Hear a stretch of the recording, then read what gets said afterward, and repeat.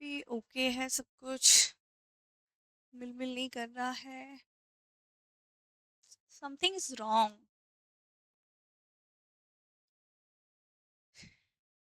चलिए, so hello, welcome back to my YouTube channel DS science classes.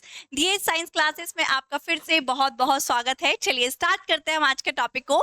As you know that हम start कर चुके हैं human reproduction chapter 2 and chapter 3।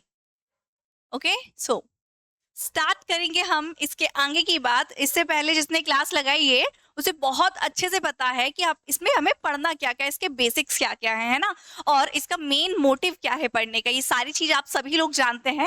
तो चलिए हम स्टार्ट करते हैं बिना टाइम वेस्ट किए आज के टॉपिक को।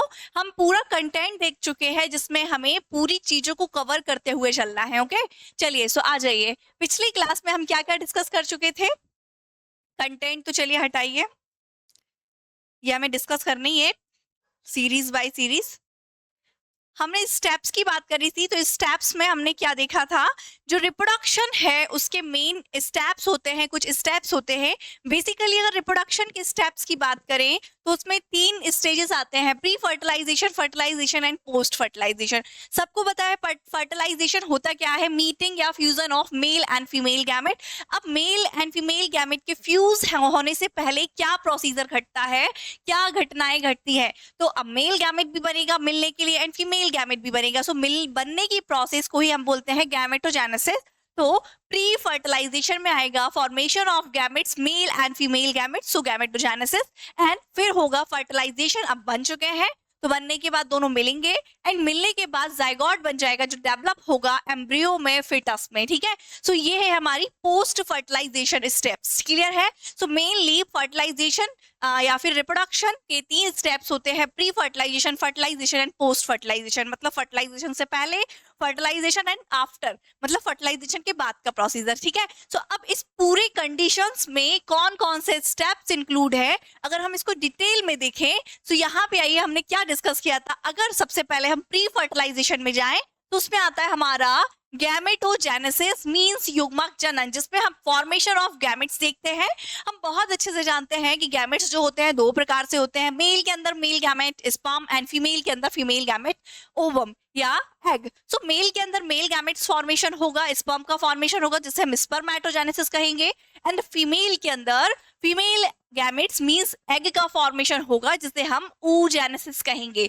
मींस गैमेटोजेनेसिस 2 प्रकार से होगा, male gametogenesis means spermatogenesis and female gametogenesis is oogenesis। Clear है। सो प्री फर्टिलाइजेशन में फर्स्ट स्टेप आएगा, या बोल सकते हैं रिप्रोडक्शन का ही फर्स्ट स्टेप होता है गैमेटोजेनेसिस। इसे डिटेल में स्टडी करेंगे हम इस चैप्टर में। क्लियर। चलिए फिर सेकेंड स्टेप की बात करें, अब गैमेट्स बन चुके हैं, सो गैमेट्स मिलेंगे, मिलने के लिए गैमेट्स चल करके आएंगे, है ना, मतलब मेल गैमेट्स चल के आएगा फीमेल गैमेट्स तक। तो चल के आने का जो प्रोसेस है उसे हम बोलते हैं इंसेमिनेशन, मतलब वीर्यसेचन। अब आपको खुद पता है, एक मतलब प्रेगनेंसी किसके अंदर होती है, मेल के अंदर या फीमेल के अंदर?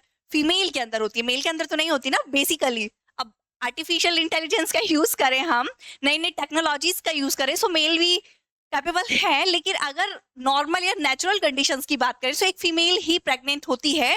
मतलब जो फीमेल का एग है, गैमेट्स है, वो चल नहीं सकता, क्योंकि अब भाई एम्ब्रियो का डेवलपमेंट उसके अंदर हो रहा है, इसका मतलब फीमेल गैमेट्स किसके अंदर है, फीमेल के अंदर ही। लेकिन मेल गैमेट चल करके आएगा फीमेल बॉडी तक, तभी तो फर्टिलाइजेशन होगा, क्योंकि एम्ब्रियो के डेवलपमेंट के लिए, प्रेगनेंसी के लिए क्या जरूरी है कि एक मेल गैमेट आकर फीमेल गैमेट को फ्यूज करे, फर्टिलाइज करे। और ये फर्टिलाइज कब करेगा, जब ये चल करके फीमेल गैमेट तक आएगा। अब ऐसा एज्यूम करो फीमेल के पैर ही नहीं है, मतलब फीमेल गैमेट्स के पैर नहीं है।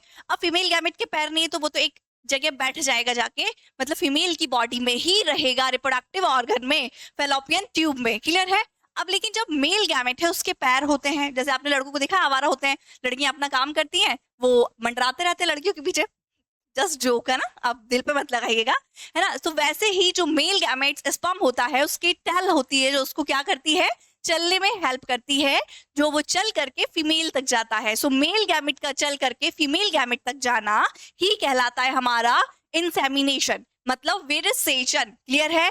थर्ड स्टेप की बात करें, अब दोनों बन चुके हैं, मिल चुके हैं, तो मिलने का प्रोसेस क्या होगा हमारा, फर्टिलाइजेशन, मतलब fusion of male and female gamete is called as fertilisation या निषेचन। क्लियर है। फिर जैसे ही निषेचन होगा नई सेल बनेगी, जैसे हम जाइगोट बोलते हैं, जो कि डिप्लॉइड सेल होती है, जो डेवलप करके एक एम्ब्रियो का फॉर्मेशन करती है। एम्ब्रियो के फॉर्मेशन से पहले जाइगोट डेवलप होता है, डिवाइड करता है खुद को, 1 से 2 सेल में, 2 से 4 से 4 से 8 में, 8 से 16 में। तो इस स्ट्रक्चर को बोलते हैं ब्लास्टोसिस डेवलपमेंट। तो फर्टिलाइजेशन के बाद क्या होगा, ब्लास्टोसिस डेवलपमेंट। मतलब ये जो 2 स्टेप्स थी, ये प्री फर्टिलाइजेशन स्टेप्स है, and then fertilisation, and last होगी हमारी पोस्ट फर्टिलाइजेशन, जिसमें आएगा हमारा ब्लास्टोसिस्ट का फॉर्मेशन या डेवलपमेंट। फिर जैसे ही ब्लास्टोसिस्ट का डेवलपमेंट होगा तो ये फीमेल के गर्भाशय में, मतलब यूट्रस में जाके इम्प्लांट हो जाएगा। So implantation third next last step आएगा। इम्प्लांटेशन मीन्स प्रत्यारोपण। अब एम्ब्रियो को डेवलप होना है, एक जगह चाहिए विकास करने के लिए, इसलिए वो क्या होगा, गर्भाशय मतलब यूट्रस में जाके बैठ जाएगा। क्लियर। फिर होगा एम्ब्रियो डेवलपमेंट। अब उसे जगह मिल गई है, अब जैसे मुझे आपको पढ़ाना है, तो पढ़ाने के लिए मैं रोड चलते आपको नहीं पढ़ा सकती, मुझे एक ऐसी लोकेशन चाहिए जहाँ पे खड़े होके मैं आपको फ्रीली पढ़ा सकूं, है ना। एक सेटअप चाहिए पूरा आपको एजुकेशन प्रोवाइड करने के लिए। ऐसा नहीं कि आप रोड पे चल रहे, कोई भी टीचर आया आपको पढ़ा के चला गया, फिर आप दूसरी गली में घूम रहे हैं तो आपको दूसरा टीचर आया पढ़ा गया। नहीं, पढ़ने के लिए आपको एक पर्टिकुलर स्पेस चाहिए, जगह चाहिए, है ना। तो हर एक चीज के लिए आपको जगह चाहिए, वैसे ही एम्ब्रियो के डेवलपमेंट के लिए भी उसे क्या चाहिए, एक स्पेस चाहिए, जो कि उसे कहाँ मिलता है, यूट्रस में। सो उस यूट्रस में जाके बैठ जाता है। उस बैठने का प्रोसेस ही को क्या बोलते हैं हम, इम्प्लांटेशन। एंड देन जब इम्प्लांटेशन हो जाता है तो नेक्स्ट स्टेप स्टार्ट होता है हमारा एम्ब्रियो डेवलपमेंट। एम्ब्रियो का विकास होता है, डेवलप होता है एम्ब्रियो, एंड एम्ब्रियो के डेवलपमेंट के बाद पूरा 9th मंथ जैसे ह्यूमंस के अंदर कंप्लीट होता है। सो कंप्लीट एम्ब्रियो या फिटस या बच्चा कंप्लीटली रेडी हो जाता है। रेडी होने के बाद क्या वो यूट्रस में बैठा रहेगा कि मम्मी के पेट में बैठे रहो, मम्मी मटका लेके चलते रहे यहाँ वहां? नहीं, जैसे ही वो डेवलप होगा तो वो अपनी मम्मी के पेट से, मतलब गर्भाशय से बाहर निकलेगा, क्योंकि अब उसे बाहर का वर्ल्ड देखना है भाई, उसे भी तो पढ़ना है ना। सो उस प्रोसेस को बोलते हैं पार्चुएशन मींस प्रसव, है ना। सो ये आपको कुछ इंपॉर्टेंट स्टेप्स है जो कि आपको सिक्वेंटली पढ़ना है, चलना है। चलिए स्टार्ट करते हैं। सबसे पहले हम डिस्कस करेंगे गैमेटोजेनेसिस। क्या देखेंगे हम, गैमेटोजेनेसिस। अच्छा, गैमेटोजेनेसिस को समझने के लिए आप यहाँ पे देखिए, जो गैमेटोजेनेसिस होता है ये मेनली कितने प्रकार का होता है, 2 प्रकार का, 2 टाइप्स का, है ना। सो जिसमें होता है एक मेल गैमेटोजेनेसिस एंड दूसरा होता है फीमेल गैमेटोजेनेसिस। मेल के अंदर बनता है स्पर्म एंड फीमेल के अंदर बनता है एग, है ना। सो स्पर्मेटोजेनेसिस कहेंगे स्पर्म के बनने की प्रोसेस को, एंड oogenesis कहेंगे एग के बनने की प्रोसेस को। तो हम क्या देखेंगे, गैमेटोजेनेसिस को समझने से पहले हम डिस्कस करेंगे एक मेल रिप्रोडक्टिव ऑर्गन कैसा होता है। क्लियर। गैमेटोजेनेसिस समझना है, जो कि 2 प्रकार से होता है। मेल गैमेटोजेनेसिस मतलब स्पर्मेटोजेनेसिस, मतलब मेल गैमेट, मतलब स्पर्म का फॉर्मेशन कहाँ होगा मेल के अंदर, उसको समझने से पहले हम देखेंगे मेल रिप्रोडक्टिव सिस्टम। वैसे ही फीमेल गैमेट्स मतलब एग का फॉर्मेशन को देखने के लिए हमें देखना पड़ेगा कि फीमेल की बॉडी में कौन सा रिप्रोडक्टिव ऑर्गन होता है, कितने ऑर्गन्स होते हैं, किसको हम किस नाम से पुकारते हैं। तो यहाँ हम देखेंगे फीमेल रिप्रोडक्टिव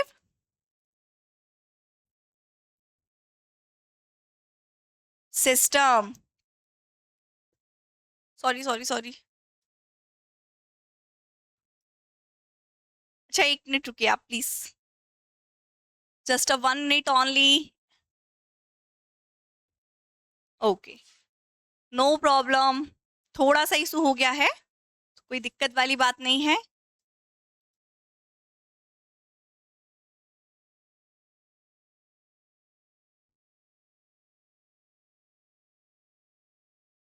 तो इस स्लाइड पे थे हम,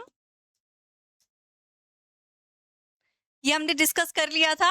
तो हाँ, हम क्या डिस्कस कर रहे थे कि हम डिस्कस करेंगे male and female reproductive system को समझेंगे। क्या समझने के लिए, male gametogenesis and female gametogenesis means gametogenesis देखने के लिए।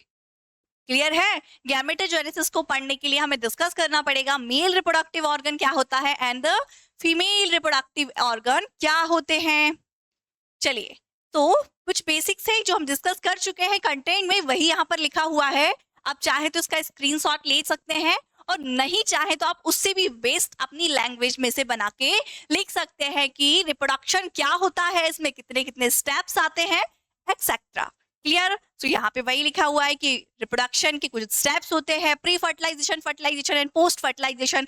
प्री फर्टिलाइजेशन में आता है मेल गैमेटोजेनेसिस, देन इंसेमिनेशन मतलब वेरिसेशन, देन फर्टिलाइजेशन होता है एंड पोस्ट फर्टिलाइजेशन स्टेप्स आते हैं, जिसके अंदर क्या होता है पोस्ट फर्टिलाइजेशन में फर्टिलाइजेशन के बाद का प्रोसीजर स्टार्ट होता है। तो ये सारे टॉपिक्स को हमें डिस्कस करना है यहाँ पे, जो यहाँ पे लिखा हुआ है, मेंशन किया हुआ है। ठीक है, अब कुछ हाईलाइट पॉइंट था जो हमने नोट कर लिया था पिछली क्लास में कि एक मेल के अंदर मेल गैमेट्स का फॉर्मेशन जीवन पर्यंत चलता है, मतलब लाइफ टाइम चलता है, कभी गैमेट्स मतलब स्पर्म का फॉर्मेशन बंद नहीं होता, इसलिए मेल कभी बूढ़ा नहीं होता, वो परमानेंट जवान रहता है बोल सकते हैं, मतलब वो कभी भी बच्चे को पैदा कर सकता है। जवान मीन्स ऐसा नहीं कि बूढ़ा नहीं होगा, बूढ़ा होगा फिजिकली, लेकिन वो अगर रिप्रोडक्टिव हेल्थ की बात करें तो वो परफेक्ट मतलब बोल सकते हैं हमेशा बच्चे को पैदा कर सकता है। लेकिन अगर एक फीमेल की बात करें तो फीमेल के अंदर एक फिक्स्ड एज होती है जब तक वो एग का फॉर्मेशन कर पाती है।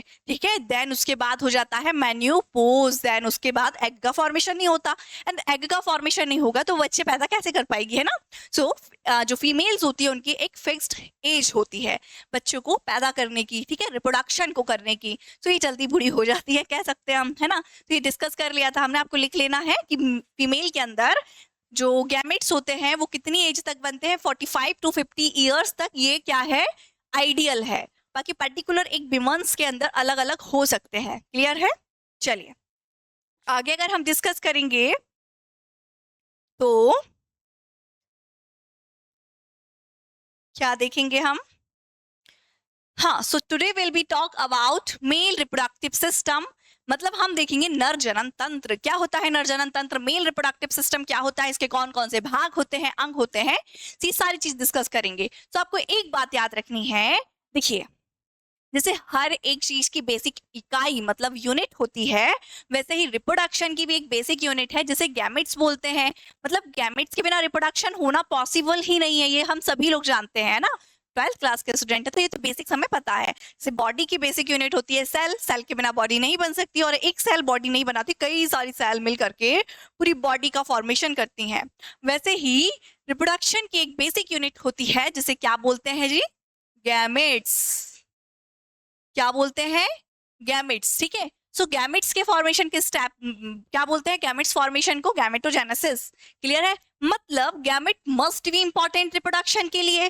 सो गैमेट्स का फॉर्मेशन किसी एक पर्टिकुलर ऑर्गन में हो रहा होगा, मेल रिप्रोडक्टिव ऑर्गन के अंदर स्पर्म का फॉर्मेशन हो रहा होगा, क्योंकि मेल के अंदर गैमेट क्या है, स्पर्म, एंड फीमेल के अंदर गैमेट क्या है, एग। सो मेल रिप्रोडक्टिव सिस्टम जो होता है उसके 2 पार्ट्स होते हैं, एक प्राइमरी सेक्स ऑर्गन एंड एक सेकेंडरी सेक्स ऑर्गन। क्लियर है, प्राइमरी सेक्स ऑर्गन मतलब प्राथमिक जनन अंग जो क्या करेगा, गैमेट्स का फॉर्मेशन करेगा, मतलब स्पर्म का फॉर्मेशन करेगा, स्पर्मेटोजेनेसिस होगा। तो याद रखना है मेल के अंदर स्पर्मेटोजेनेसिस कहाँ होता है, टेस्टिस के अंदर। एंड अगर हम बात करें सेकेंडरी सेक्स ऑर्गन की, सहायक अंग की, तो उसमें आती है हमारी डक्ट्स मतलब नलिकाएं, और कुछ ग्रंथियां, कुछ ग्लैंड्स आते हैं जो क्या करते हैं, गैमेटोजेनेसिस मींस स्पर्मेटोजेनेसिस को मतलब बोल सकते हैं क्या करते हैं, सपोर्ट करते हैं, या फिर स्पर्मेटोजेनेसिस उसी के कारण हो पाता है कह सकते हैं ना। चलिए, सो जो जो मेल रिप्रोडक्टिव सिस्टम होता है इसके कितने 2 भाग होते हैं, 2 पार्ट्स होते हैं। पहला होता है हमारा primary sex organ and second होता है हमारा secondary sex organ. Primary sex organ के अंदर आता है टेस्टिस जो क्या करता है, गैमेट्स का फॉर्मेशन करता है, मतलब स्पर्म का फॉर्मेशन करता है, एंड सेक्स हार्मोन्स का सिक्रीशन करता है। तो याद रखना है प्राइमरी सेक्स ऑर्गन में आएगा हमारा गैमेटोजेनेसिस एंड सेक्स हार्मोन्स, जो कि कहाँ होंगे, दोनों मिलाकर के टेस्टिस के अंदर। याद रखना है, so testis is a primary sex organ in male reproductive system. Question आ जाता है यहाँ से, तो आपको थोड़ा सा याद रखना है, यहाँ पे बहुत सिंपल है, आप तो समझ गए हैं। जहाँ प्राइमरी वर्क हो रहा है, मतलब स्पर्म का फॉर्मेशन हो रहा है, उसे प्राइमरी सेक्स ऑर्गन बोल रहे हैं, वो है टेस्टिस। क्लियर है। अब सेकेंडरी सेक्स ऑर्गन की बात करें, सो टेस्टिस के अंदर स्पर्म बन गया है, स्पर्मेटोजेनेसिस हो गया है, तो स्पर्म को चल करके बॉडी से बाहर आना है, क्योंकि उसे फीमेल बॉडी तक जाना है।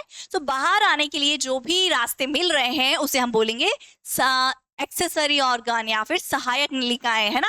इसमें क्या क्या आता है एक्सेसरी ऑर्गन में? एक्सेसरी डक्ट्स आते हैं एंड ग्लैंड आते हैं, ठीक है। एक्सेसरी डक्ट्स मतलब होती है नलिकाएं, ठीक है, और ग्लैंड्स मतलब होता है ग्रंथि, ठीक है। ग्रंथि is the pouch like structure जो हार्मोन्स का सिक्रेशन करती है, और डक्ट मींस जो रास्ता प्रोवाइड करती है स्पर्म को चलने के लिए।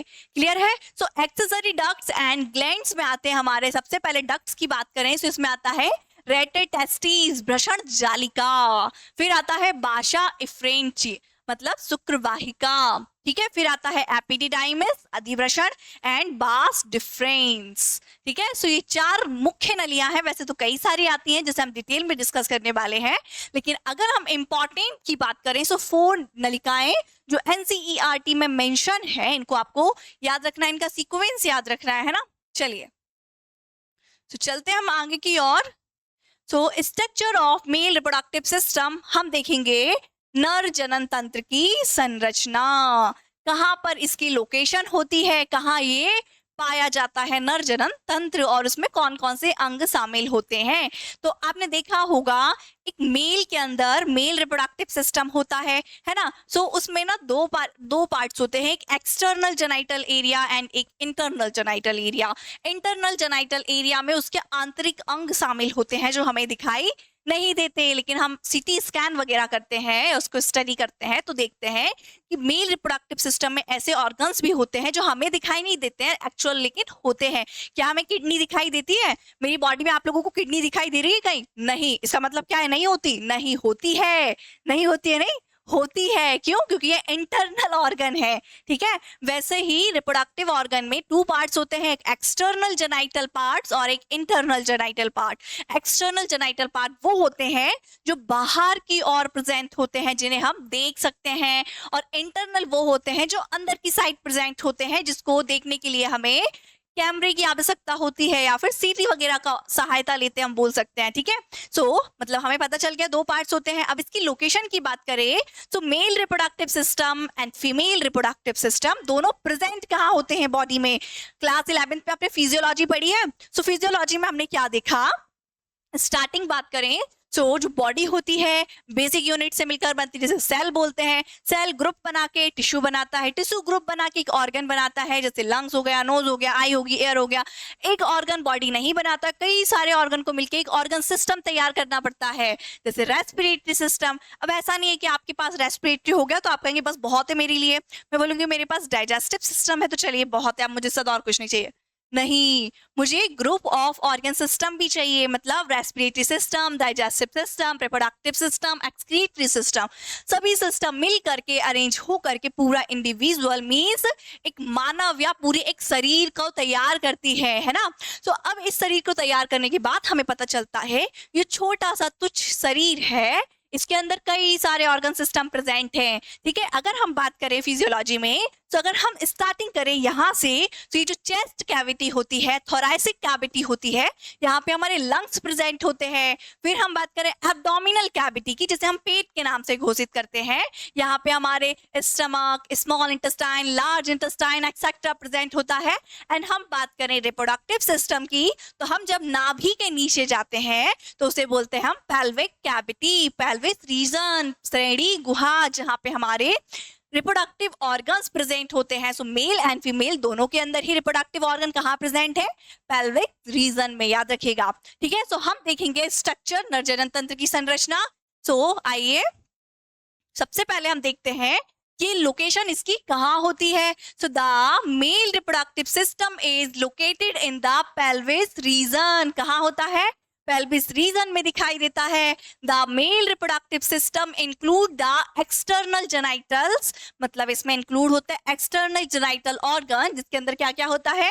Penis, testis and the scrotum, ठीक है। एंड इंटरनल पार्ट या फिर इंटरनल जेनाइटल एरिया, जिसमें इंक्लूड होता है क्या, प्रोस्टेट ग्लैंड, बासा डिफरेंस एंड यूरेथ्रा, ठीक है। तो ये है हमारा एक्सटर्नल और इंटरनल जेनाइटल पार्ट। जब हम स्ट्रक्चर देखेंगे तो आपको और भी अच्छे से समझ में आएगा, है ना। इसको आपको लिखना है, चलिए हिंदी वाले भी लिख लीजिए।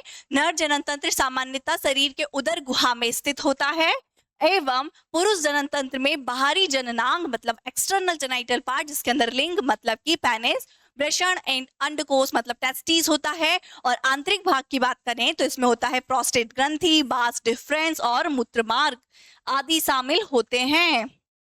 सो ये रहा हमारा पूरा मेल रिप्रोडक्टिव सिस्टम। किसको दिखाई नहीं दे रहा है तो प्लीज आप बता सकते हैं, मेंशन कर सकते हैं। अब ऐनक लगाइए जिसको ऐनक लगा है, और ऐनक नहीं लगा है तो थोड़ा सा घुस कर देखिए कैमरे में, है ना, फोन के अंदर क्या है। ये हमारा मेल रिप्रोडक्टिव सिस्टम है। अगर हम इसके स्ट्रक्चर को डिटेल में देखें तो हमें दिखाई देगा एक्सटर्नल जेनाइटल पार्ट मतलब जो बाहर से दिखाई देते हैं।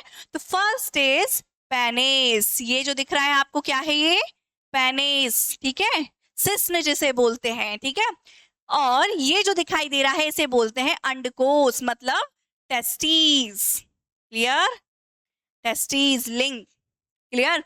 अब हम बात करें इंटरनल जेनाइटल पार्ट की, तो ये आपको जो यहाँ पर ग्रंथियां दिख रही हैं ये जो हेल्प करती हैं वे बोल सकते हैं सीमेन के फॉर्मेशन में, उसे बोलते हैं हम इंटरनल जेनाइटल ऑर्गन। जैसे ग्रंथियां होती हैं, ग्लैंड्स होते हैं, प्रोस्टेट ग्रंथि and corpus luteum, sorry corpus gland, corpus luteum तो फीमेल के अंदर होगा ना।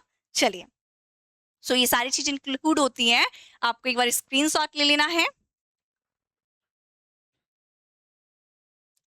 चलिए, ले लिया आपने स्क्रीनशॉट, ओके। तो हम आगे बढ़ते हैं। अब हम देखेंगे प्राइमरी सेक्स ऑर्गन मतलब मेल के अंदर प्राथमिक जनन अंग क्या होता है। तो हम सभी लोग जानते हैं, अच्छा पीछे आइए थोड़ा सा, देखिए ये जो पूरा मेल रिप्रोडक्टिव सिस्टम दिख रहा है, इसमें अगर बात करें गैमेट्स फॉर्मेशन कहाँ हो रहा है, तो ये जो टेस्टिस दिख रही है यहीं पर गैमेट्स फॉर्मेशन होता है। तो ये टेस्टिस ही आपका प्राइमरी सेक्स ऑर्गन है। एंड स्पर्म बनने के बाद ये जो डक्ट हेल्प करती है यहाँ से पेनिस से स्पर्म को बाहर निकालने में, इन्हें बोलते हैं हम एक्सेसरी ग्लैंड्स या फिर डक्ट्स, ठीक है। तो अगर प्राइमरी सेक्स ऑर्गन की बात करें तो वो क्या है, टेस्टिस। लोकेशन आपको पता चल गई, ये बॉडी से बाहर की ओर प्रेजेंट होता है, इनर साइड नहीं होता है, आउटर साइड होता है। अब आउटर साइड क्यों होता है, सभी लोग मेल भी जानते हैं, फीमेल्स ने भी देखा होगा या जानती हैं कि मेल के अंदर जो टेस्टिस होता है, वृषण होता है, वो मेल की बॉडी के अंदर नहीं होता। तो फिर कहाँ होता है, क्या बाहर घूमता है, नहीं, मेल की बॉडी से बाहर होता है, घूमता नहीं है लेकिन प्रेजेंट होता है बॉडी में, लेकिन बॉडी के आउटर साइड में। अब आपके दिमाग में प्रश्न आएगा कि आउटर साइड में ही क्यों प्रेजेंट होता है, क्या अंदर हमारे शरीर में इतनी जगह नहीं थी कि अंदर रख ले हम, मतलब मेल फीमेल नहीं रख सकती, है ना। सो अब आपको एक बात ध्यान से समझना है, क्योंकि टेस्टिस प्राइमरी सेक्स ऑर्गन है। क्यों बोलते हैं प्राइमरी सेक्स ऑर्गन, बिकॉज यहाँ पे स्पर्म का फॉर्मेशन होता है। स्पर्म के फॉर्मेशन में जो टेम्परेचर होता है उसको 2 डिग्री सेल्सियस कम होना चाहिए बॉडी के टेम्परेचर से। तो अब बॉडी का टेम्परेचर तो क्योंकि फिक्स्ड होता है, तो स्पर्म का फॉर्मेशन बॉडी से 2 डिग्री माइनस में चाहिए। सो इस जो पूरा टेस्टिस होता है बॉडी से इसलिए बाहर साइड होता है, ताकि उसे 2 डिग्री कम सेल्सियस क्या मिल सके, स्पर्म के फॉर्मेशन में टेस्टिस को मिल सके, या फिर टेस्टिस उस टेम्परेचर को मेंटेन कर सके। क्लियर है, सो आपको समझ आया कि टेस्टिस बॉडी से बाहर साइड, आउटर साइड क्यों प्रेजेंट होती है। सो अगर हम बात करें टेस्टिस की, तो इसकी आकार की मतलब इसका मॉर्फोलॉजी आप देख लीजिए। देखिए द जो एक्सप्लेन किया हुआ है वही यहाँ पे लिखा हुआ है, the testis are situated outside the abdominal cavity within a pouch। मतलब जो टेस्टिस होती है वो बॉडी के आउटसाइड प्रेजेंट होती है एक पाउच लाइक स्ट्रक्चर में, जिसे बोलते हैं स्क्रोटम। इस टाइप का स्ट्रक्चर होगा जिसके अंदर टेस्टिस के पेयर प्रेजेंट होंगे, जिसे हम क्या बोलेंगे, स्क्रोटम बोलते हैं, याद रखिएगा, ठीक है। अब आगे बात करें, so the scrotum help in maintaining the lower temperature of the testis, मतलब 2-2.5 डिग्री सेल्सियस। क्लियर है, chlorine the normal internal body temperature, okay, necessary for spermatogenesis. क्या बोला, क्या समझ में नहीं आया आपको इसमें? जो स्क्रोटम होता है बॉडी के आउटर साइड में प्रेजेंट होता है, मतलब टेस्टिस जो होती है प्रेजेंट होती है एक पाउच लाइक स्ट्रक्चर में, जिसे स्क्रोटम बोलते हैं, और स्क्रोटम प्रेजेंट होता है एब्डोमिनल कैविटी के बाहर, क्योंकि स्पर्मेटोजेनेसिस के लिए उसको टेम्परेचर कम करना है 2 डिग्री सेल्सियस, तो वो कम होता है कब, जब बॉडी से वो बाहर होती है। सो क्या करता है स्क्रोटम, बाहर निकल के टेम्परेचर को मेंटेन करता है ताकि क्या हो सके, स्पर्मेटोजेनेसिस हो सके। क्लियर? अब आगे देखते हैं। In adults each testis is oval in shape. हर एक एडल्ट व्यक्ति में जो टेस्टिस होती है किस शेप की होती है, ओवल शेप की होती है, with a length of about 4 to 5 centimetre, जिसकी लेंथ कितनी होती है 4 to 5 centimetre, and is width of about 2 to 3 centimetre, उसकी ब्रेथ कितनी होती है 2 से 3 centimetre. The testis is covered by dense covering. Testis जो होती है डेंस कवरिंग मतलब संघनित एक स्किन से कवर्ड होती है। क्लियर है? अब ये डेंस स्किन कैसी है? सो डेंस स्किन मीन्स कह सकते हैं जब ठंड का मौसम आता है तो ठंड के टाइम पे, क्योंकि बाहर का टेम्परेचर एकदम बहुत कम है, अब स्पर्म को तो फिक्स टेम्परेचर चाहिए फॉर्मेशन के लिए, तो टेस्टिस क्या होती है, सिकुड़ जाती है। सिकुड़ जाती है मतलब टाइट हो जाती है, ताकि वो स्पर्म के फॉर्मेशन के लिए टेम्परेचर को मेंटेन कर सके, बाहर का जो टेम्परेचर है उस पर उसका इफेक्ट नहीं पड़े। ठीक है? तो मतलब क्या होगी, स्पर्म के फॉर्मेशन के जो टेस्टिस है वो थोड़ी सी कॉन्ट्रैक्ट हो जाएगी। लेकिन अगर बात करें गर्मियों के सीजन की, समर सीजन की, तो इस टाइम पे बाहर का टेम्परेचर बहुत ज्यादा हाई होता है। अब क्योंकि ज्यादा टेम्परेचर भी नहीं चाहिए स्पर्म के फॉर्मेशन के लिए, तो ये जो टेस्टिस है ढीली पड़ जाती है ताकि टेम्परेचर ज्यादा उस पर इफेक्ट ना कर सके। मतलब मौसम या फिर टेम्परेचर के अकॉर्डिंग टेस्टिस अपने आप को अडेप्ट करती है। किसके कारण? डेंस स्किन के कारण। क्लियर है? अभी समझ में आया आपको? फिर each testis has about 250 compartments called testicular lobules। अभी testicular lobules क्या होते हैं, तो इसको समझने के लिए आप आ जाइए थोड़ा सा इस स्लाइड पे। अगर हम बात करें स्ट्रक्चर ऑफ टेस्टिस की, सो टेस्टिस जो कि बॉडी से बाहर प्रेजेंट होती है, अगर हम मेल रिप्रोडक्टिव ऑर्गन बनाएं, सो ये क्या होता है, ये हमारा पेनिस, और पेनिस से आउटर साइड में होती है हमारी टेस्टिस मेल बॉडी में। क्लियर है? तो ये जो टेस्टिस है कहाँ प्रेजेंट है, बॉडी के आउटर साइड में, एब्डोमिनल कैविटी के बाहर साइड में। तो अगर हम टेस्टिस के स्ट्रक्चर को देखें, किसके, टेस्टिस के स्ट्रक्चर को, because testis is a primary sex organ, primary sex organ. तो अगर प्राइमरी सेक्स ऑर्गन के स्ट्रक्चर को हम डिस्कस करें, सो ये एक पाउच लाइक स्ट्रक्चर होता है जिसके अंदर टेस्टिस प्रेजेंट होती है, जिसे हम बोलते हैं स्क्रोटम। क्या बोलते हैं? स्क्रोटम। इस स्क्रोटम के अंदर यहाँ पर ऐसे कंपार्टमेंट्स पाए जाते हैं, इन कंपार्टमेंट्स को बोलते हैं टेस्टिकुलर लोब्यूल्स। क्या बोलते हैं इन कंपार्टमेंट्स को? टेस्टिकुलर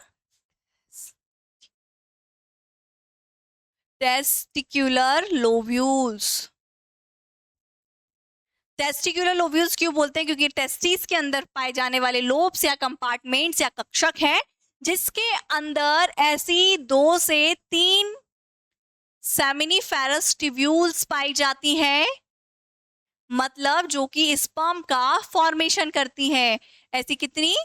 3 नलिकाएं पाई जाती हैं हर एक कंपार्टमेंट्स के अंदर, जो क्या करती है, स्पर्म का फॉर्मेशन करती है। मतलब इन डक्ट के अंदर क्या बनता है, स्पर्म बनता है, तो इसे बोलते हैं सेमिनिफेरस ट्यूब्यूल्स। क्या बोलते हैं? Seminiferous tubules. समझ में आई इतनी कहानी? तो ये पूरा स्क्रोटम, स्क्रोटम के पास यहाँ पे एक टिश्यू होगा, डेंस टिश्यू, जिसे हम बोलते हैं क्या, ट्यूनिका एल्वुजिनिया। ट्यूनिका एल्वुजिनिया।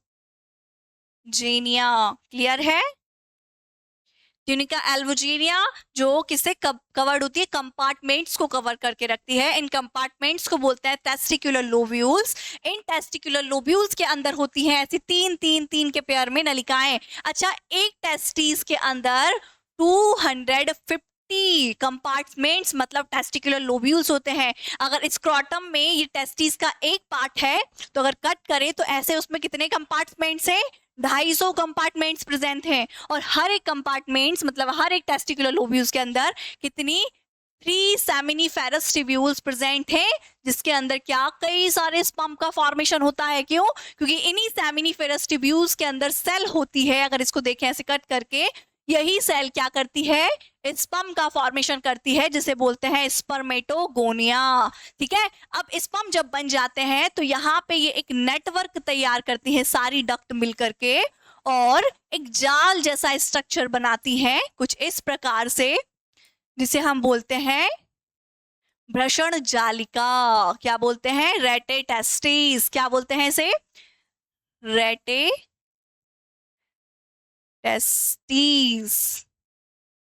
रेटेटेस्टिस बाहर निकलती है कंबाइंड होकर के एक मोटे से ट्यूब में, जिसे हम बोलते हैं वासा डिफरेंस। ठीक है, और वासा डिफरेंस निकलता है एक कोल्ड स्ट्रक्चर में टेस्टिस से बाहर, जिसे हम बोलते हैं एपिडिडाइमस। एपिडिडाइमस वो जगह है जहां पर स्पर्म कंप्लीट रेडी होने के बाद मैच्योर होते हैं। एंड एपिडिडाइमस के बाद एक पतली नलिका निकलती है बाहर, जिसे बोलते हैं वास डिफरेंस, जो क्या करती है, इसको बाहर ले जाने का काम करती है। सो ये है हमारा स्ट्रक्चर ऑफ टेस्टिस। क्लियर है? सो वही सारी बात यहाँ पर लिखी हुई है कि the testis are situated outside the abdominal cavity. A pouch like structure is called as scrotum. The scrotum help in maintaining the lower temperature of the testes necessary for spermatogenesis. ठीक है, in adult each testis shape कैसा होता है उसका? Each testis is ovule shape with a length of about 4 to 5 centimetre. यहाँ आपको याद रखना है उसकी लेंथ कितनी होती है, यहाँ से ऑब्जेक्टिव आता है। And with width of about 2 to 3 centimetre, ये भी आपको याद रखना है। The testis is covered by dense covering. Each testis has about 250 compartments. Compartments मतलब जिसे हम बोलते हैं टेस्टिकुलर लोब्यूल्स। कितने टेस्टिकुलर लोब्यूल्स होते हैं? 250 टेस्टिकुलर लोब्यूल्स। ठीक है, देखिए ये लिखा हुआ है, ये आपकी क्या है, पूरी टेस्टिस है जो कवर्ड है स्क्रोटम में। ठीक है, स्क्रोटम के बाद यहाँ पे कंपार्टमेंट्स हैं। ऐसे कंपार्टमेंट्स कितने हैं? 250 कंपार्टमेंट्स हैं, जिसे हम क्या बोलते हैं, टेस्टिकुलर लोब्यूल्स। इन टेस्टिकुलर लोब्यूल्स के अंदर ऐसे 3 क्वाइल्ड क्या है, नलिकाएं हैं जो स्पर्म को फॉर्मेशन करती हैं, जिसे बोलते हैं सेमिनिफेरस ट्यूब्यूल। क्या बोलते हैं? Seminiferous tubule. And seminiferous tubule collect होकर के एक जाल बनाती है, जिसे हम बोलते हैं रेटेटेस्टिस। रेटेटेस्टिस क्वाइल्ड होकर के ऐसे बाहर निकलती है, जिसे हम क्या बोलते हैं, एफ्रेंट डक्ट। और क्वाइल्ड होकर के एक मोटा सा डक्ट बनाते हैं, जिसे बोलते हैं एपिडिडाइमस। एपिडिडाइमस बाहर निकलता है ऊपर की तरफ लूप बना के, जिसे बोलते हैं डक्ट डिफरेंस या फिर वासा डिफरेंस। क्लियर है? सो ये हमारा स्ट्रक्चर ऑफ टेस्टिस तैयार है। ये हिंदी वाले इसको लिख लेंगे, है ना। शरीर में भ्रषण उदर गुहा के बाहर एक थैलीनुमा संरचना में स्थित होता है, जिसे भ्रषण कोष या स्क्रोटम कहते हैं। भ्रषण कोष के तापमान को कम रखने के लिए, मेंटेन करने के लिए यहाँ पे सहायक होते हैं नलिकाएं, मतलब जो शुक्राणु जनन के लिए आवश्यक होती है। वयस्कों में प्रत्येक वृषण अंडाकार मतलब ओव्यूल शेप का होता है, जिसकी लंबाई लगभग 4 से 5 सेंटीमीटर एवं चौड़ाई की बात करें तो 2 से 3 सेंटीमीटर होती है। वृषण सघन आवरण से ढका हुआ होता है। प्रत्येक वृषण में लगभग 250 कक्षक, जिसे क्या बोलते हैं, वृषण पालिका मतलब टेस्टिकुलर लोब्यूल्स होते हैं। ईच लोब्यूल्स के अंदर 3 सेमिनिफेरस ट्यूब्यूल्स होती हैं, जो क्या किसका फॉर्मेशन करती हैं, स्पर्म का फॉर्मेशन करती हैं। क्लियर? सो आज का लेक्चर आपको समझ में आया। आज हमने डिस्कस किया स्ट्रक्चर ऑफ टेस्टिस। तो आज की कहानी हम यही समाप्त करते हैं। So thank you so much watching my video, और इसी प्रकार हमारे साथ बने रहिए। धन्यवाद।